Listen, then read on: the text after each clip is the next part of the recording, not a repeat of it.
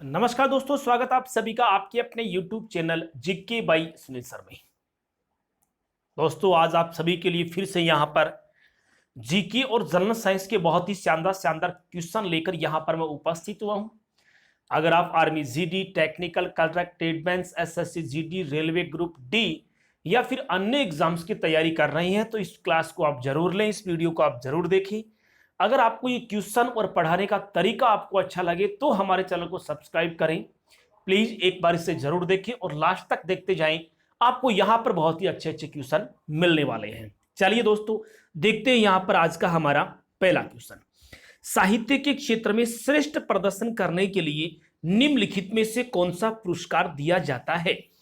साहित्य के क्षेत्र में सर्वश्रेष्ठ प्रदर्शन करने के लिए सरस्वती सम्मान जो होता है वह दिया जाता है। क्या आपको पता है कि सरस्वती सम्मान है वो किस किस फाउंडेशन के द्वारा दिया जाता है? तो फौजी भाइयों याद रखें इसे, सरस्वती सम्मान जो है वो के बिड़ला फाउंडेशन के द्वारा दिया जाता है। के बिड़ला फाउंडेशन के द्वारा दिया जाता है, ये भी आपको यहां पर याद रखना है, क्योंकि बहुत बार ऐसा पूछा जा चुका है कि सरस्वती पुरस्कार निम्न में से दिया जाता है तो के बिड़ला फाउंडेशन के द्वारा। किनको देते हैं? आप ये देखो, एक और खास बात है कि सरस्वती जो सम्मान है यह किसको मिलेगा? हमारी संविधान की जो 8वीं अनुसूची है उस अनुसूची में जितनी भी भाषाएं दर्ज हैं उन्हीं भाषाओं में अगर किसी ने कोई उत्कृष्ट साहित्य कृति लिखी है तो ही मिलेगा। ये नहीं मतलब संविधान की 8वीं अनुसूची में जो भाषाएं शामिल नहीं है उनमें अगर कोई कृति लिखी है तो उसमें सरस्वती पुरस्कार नहीं दिया जाएगा। लेकिन मान्यता प्राप्त भाषा जो संविधान की 8वीं अनुसूची में लिखी गई है और उसमें अगर कोई दोस्तों कोई कृति लिखी गई है, साहित्य लिखा गया है, तो उसके लिए सरस्वती सम्मान दिया जा सकता है। दूसरी खास बात इसके लिए कि सरस्वती जो सम्मान है उसकी शुरुआत कब की गई थी? तो याद रखना, भारत में सरस्वती सम्मान की योजना सन 1991 को की गई थी। और अगर आपसे पूछा जाए कि भारत में पहला सरस्वती सम्मान किसको दिया गया था तो डॉक्टर हरिवंश राय बच्चन को दिया गया था। पहला सरस्वती जो सम्मान है वो हरिवंश राय बच्चन को पहला पुरस्कार दिया गया था। उन्होंने अपने एक हिंदी भाषा में आत्मकथा लिखी थी, उसके लिए उनको दिया गया था। अगर आपसे पूछा जाए कि 2020 का सरस्वती सम्मान किसे दिया गया तो 2020 का सरस्वती सम्मान दिया गया एक व्यक्ति है जिनका नाम है शरण कुमार लिम्बालो। क्या नाम है? लिम्बाले उनका नाम है, शरण कुमार लिम्बाले। उनको यह सरस्वती सम्मान 2020 में दिया गया। इन्होंने एक सनातन नाम की कृति लिखी थी, सनातन नाम की, जो मराठी भाषा में लिखी थी और उसी में उनको यह पुरस्कार दिया गया। चलिए देखते हैं अगला क्वेश्चन। दोस्तों, अगर इसी प्रकार आप आर्मी जीडी के पेपर, टेक्निकल कॉन्ट्रैक्ट, ट्रेडमैन के पेपर अगर आप पुराने पढ़ना चाहते हैं तो आप मेरी प्लेलिस्ट से पढ़ सकते हैं। आर्मी जीडी मॉडल पेपर के नाम से मैंने मेरे चैनल पे प्लेलिस्ट बना रखी है, आप वहां से भी पढ़ ले। आपको वहां पर भी इसी प्रकार की व्याख्या सहित जानकारियां मिलेंगी, बहुत ही अच्छे और शानदार क्वेश्चन आपको वहां पर मिलेंगे। देखिए question, a passage to India नामक पुस्तक है वो किसके द्वारा लिखी गई? और साथ में अब हमें यह भी देखना है कि यह पुस्तक कब लिखी गई। ठीक है, तो चलिए मैं आपको बता देता हूं। ए पैसेज टू इंडिया जो पुस्तक है यह लिखी गई है E.M. फॉस्टर के द्वारा। दोस्तों, यह एक ब्रिटिश लेखक था। कौन सा लेखक था? ब्रिटिश लेखक था, जिन्होंने सन 1920 में ब्रिटिश राज और भारतीय स्वतंत्रता आंदोलन की पृष्ठभूमि के खिलाफ एक उपन्यास लिखा था जिसका नाम रखा ए पैसेज टू इंडिया। यह है वो 1920 में किसके द्वारा? E.M. फॉरेस्टर के द्वारा, जो एक ब्रिटिश लेखक हैं। ठीक है, चलिए देखते हैं अगला क्वेश्चन। विश्व पर्यावरण दिवस कब मनाया जाता है? हम सभी को पता है कि विश्व पर्यावरण दिवस प्रतिवर्ष 5 जून को मनाया जाता है। क्या आप में से कोई बता सकता है कि विश्व पर्यावरण जो दिवस है इसकी घोषणा किसने करी? तो इसकी जो घोषणा करने वाले हैं वो है संयुक्त राष्ट्र संघ। संयुक्त राष्ट्र संघ इसकी घोषणा कब की भाई? पर्यावरण के प्रति वैश्विक स्तर पर राजनीतिक और सामाजिक जागृति लाने के लिए इस विश्व पर्यावरण दिवस मनाने की घोषणा की गई थी सन 1972 में। यह आपको याद रखना है।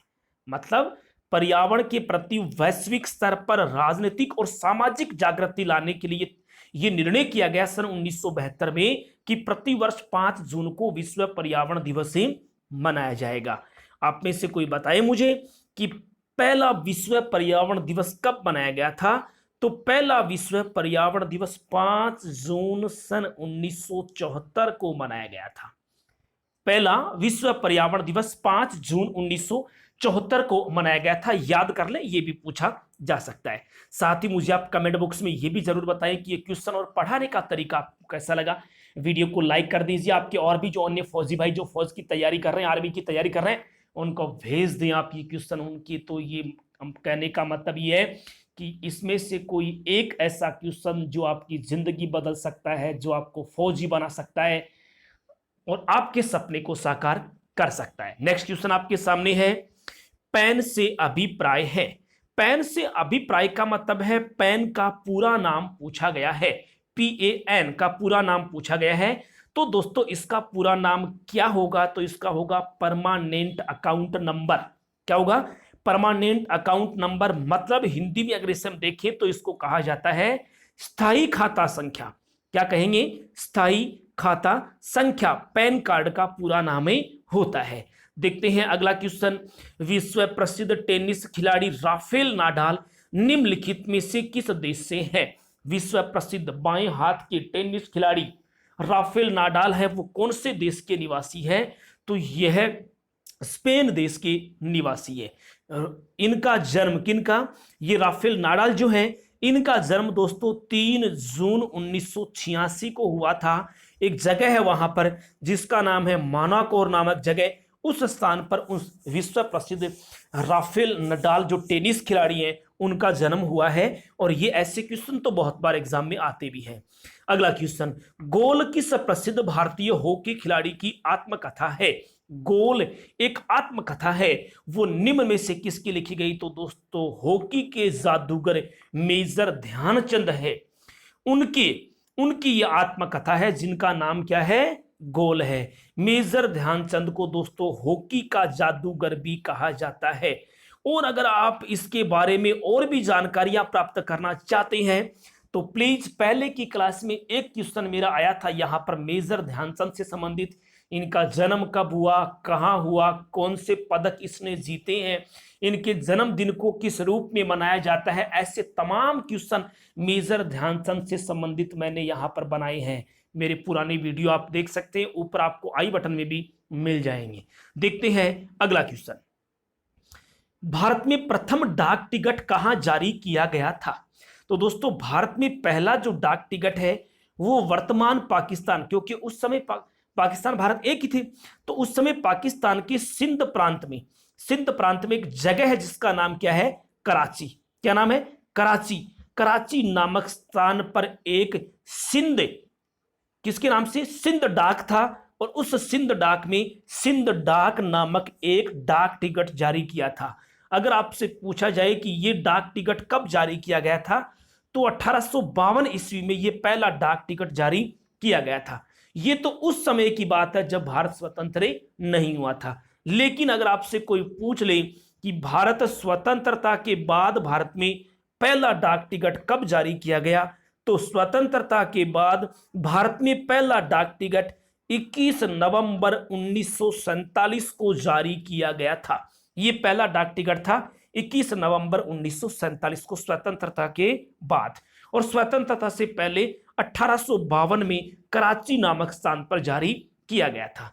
अगला क्वेश्चन, पंजाबी भाषा किस लिपि में लिखी जाती है? दोस्तों पंजाबी भाषा है वो गुरुमुखी लिपि में लिखी जाती है। मतलब ये होता है कि गुरु के, इस गुरुमुखी का अर्थ, शाब्दिक अर्थ क्या है? इसका शाब्दिक अर्थ है कि गुरुओं के मुख से निकली हुई एक वाणी है जिसको हमने गुरुमुखी वाणी कहा। और वो लिपि है कौन सी? पंजाबी भाषा की।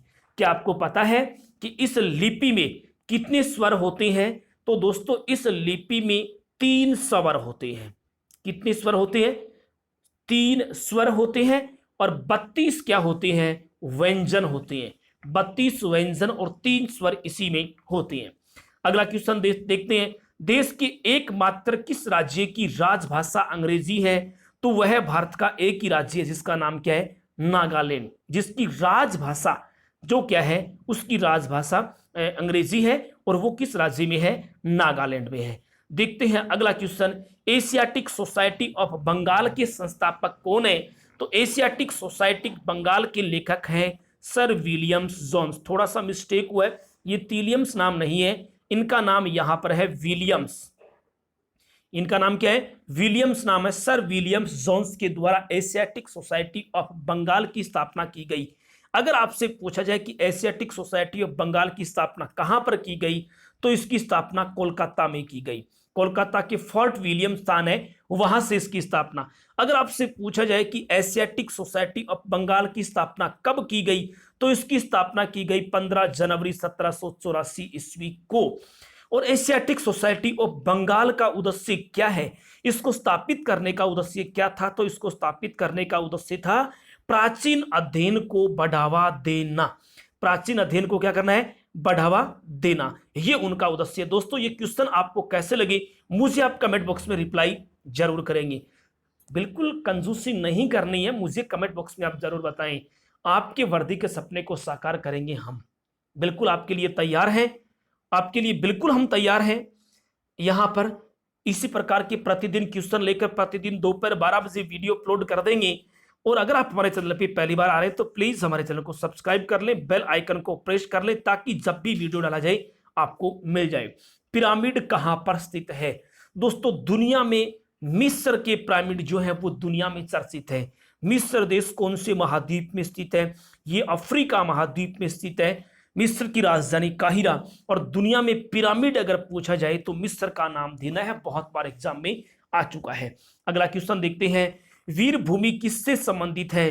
तो दोस्तों वीर भूमि जो है वो पूर्व प्रधानमंत्री राजीव गांधी की समाधि स्थल को, पूर्व प्रधानमंत्री राजीव गांधी के समाधि स्थल को, किसको? समाधि स्थल को वीर भूमि के नाम से जाना जाता है।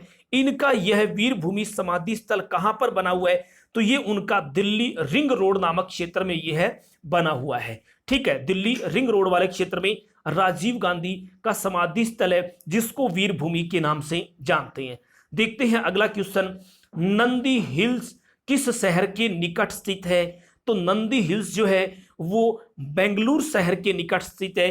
दोस्तों यह बेंगलुरु से लगभग 45 किलोमीटर की दूरी पर, लगभग कितने किलोमीटर की दूरी पर है? ये बेंगलुरु से लगभग 45 किलोमीटर की दूरी पर स्थित है नंदी हिल्स। मतलब यह एक पर्वत चोटी है। और ये कर्नाटक जो राज्य है, जिसका प्राचीन नाम मैसूर था, कर्नाटक जो राज्य है उसका एक जिला है जिसका नाम है चिकबलपुर। क्या नाम है?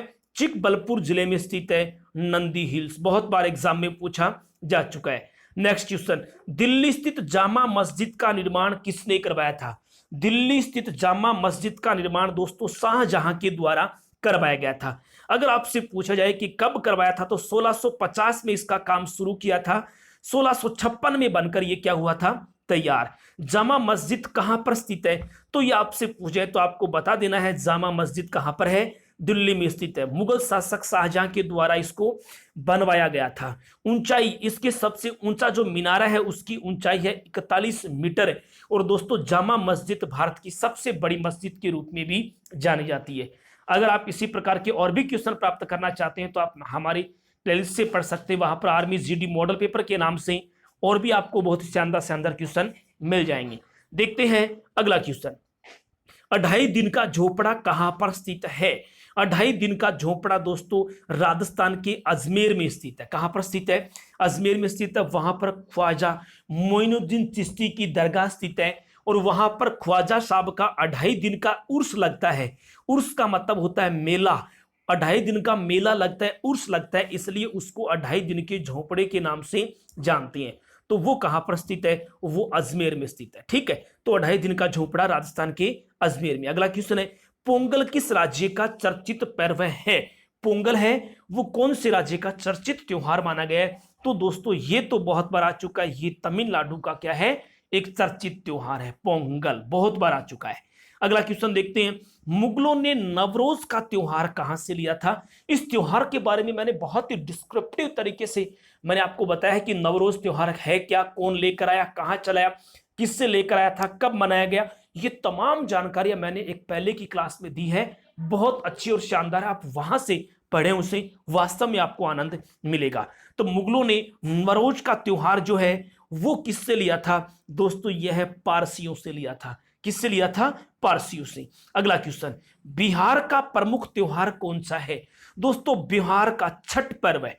छठ जो पर्व है वो इनमें से कौन से राज्य का प्रमुख है? इसी का, बिहार का। ये पोंगल का अभी हम बात कर चुके हैं, बैसाखी की बात कर चुके हैं, ओणम कहां मनाया जाता है, ये मुझे आप कमेंट बॉक्स में जरूर बताएंगे। देखते हैं अगला क्वेश्चन, इस्लाम धर्म के प्रवर्तक मोहम्मद साहब का जन्म कहां हुआ था? दोस्तों इस्लाम धर्म के प्रवर्तक कौन? मोहम्मद साहब। एक क्वेश्चन तो यही हो गया है कि इस्लाम धर्म के प्रवर्तक कौन है, तो मोहम्मद साहब है। उसके बाद में इनका जन्म कहां हुआ था? तो दोस्तों इनका जन्म जो है वो हुआ था मक्का में। मक्का मदीना आपने नाम सुना होगा, जो कहां पर स्थित है? जो सऊदी अरब में स्थित है। कहां पर स्थित है? सऊदी अरब के मक्का में इनका जन्म हुआ था। ठीक है, इनका जन्म हुआ, माना जाता है कि इनका जन्म 22 अप्रैल 571 ईस्वी को इनको क्या हुआ, इनका क्या होता, जन्म हुआ था। तो ये जानकारियां मैंने आपको यहां पर दी हैं। देखते हैं अगला क्वेश्चन, इसी प्रकार के और भी शानदार क्वेश्चन मिलेंगे, आप देखते जाएं आगे। त्रिपिटक धार्मिक ग्रंथ निम्न में से किनका है? तो त्रिपिटक जो है वो बौद्ध लोगों का एक प्रमुख धार्मिक ग्रंथ है। बौद्धों का ये प्रमुख धार्मिक ग्रंथ माना जाता है त्रिपिटक।